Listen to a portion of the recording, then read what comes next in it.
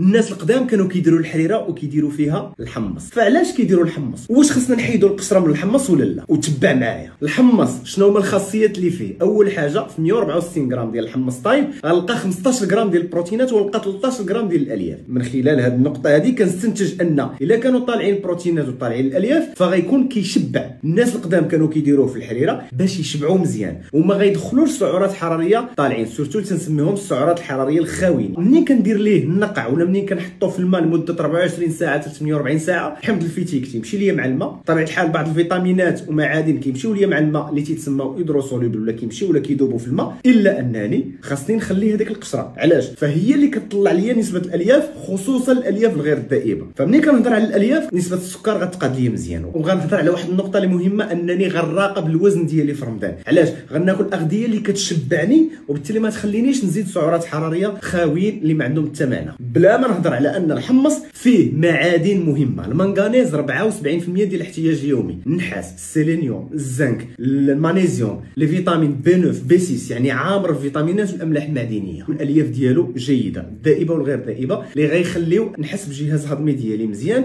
خلاصه الحمص ما خصنيش نحيد منه القشره. بارطاجي لي هذه المعلومه مع صحابك واكل يا ربي.